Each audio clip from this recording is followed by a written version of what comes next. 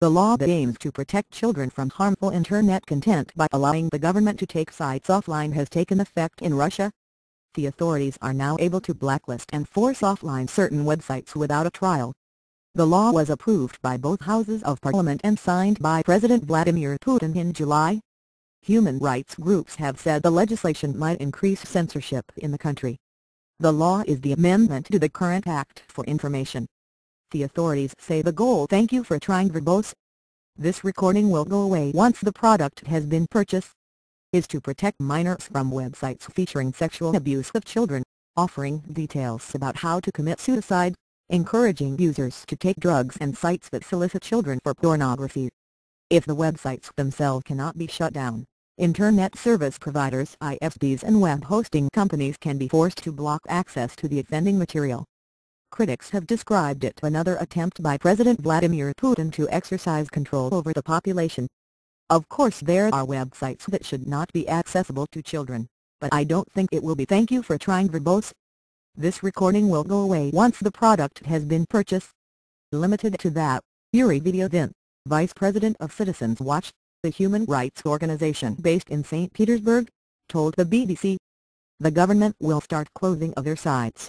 Any democracy-oriented sites are at risk of being taken offline. It will be an attack on the freedom of speech on the Internet. Mr. Videodin said that to close a website, the government would simply have to say that its content was harmful to children. But there are lots of harmful websites out there already, for example, fascist sites, and thank you for trying verbose. This recording will go away once the product has been purchased. They could have easily been closed down by now, but no, the government doesn't care. There are no attempts to do so, he added. Risk for websites.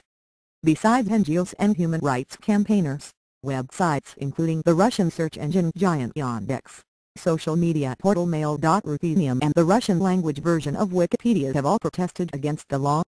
The latter, for instance, took its content offline for a day ahead of the vote in July, claiming the law could lead to the creation of extrajudicial censorship of the entire Internet in Russia. Thank you for trying verbose. This recording will go away once the product has been purchased, including banning access to Wikipedia in the Russian language. Yandex temporarily crossed out the word everything in its "Everything Will Be Found" logo. The way the new law will work depends on the enforcement practice, said a spokesman. Yandex, along with other key Russian market players, is ready to discuss with lawmakers the way it is going to work. In July, the Russian social networking site VKontakte posted messages on users' homepages warning that the law posed a risk to its future. However, the country's thank you for trying verbose. This recording will go away once the product has been purchased. Telecom Minister Nikolai Nikiforov suggested that such concerns were overblown when he spoke at the Forum blogging conference this week. Internet has always been a free territory, he said, according to a report by Russian news agency TASS.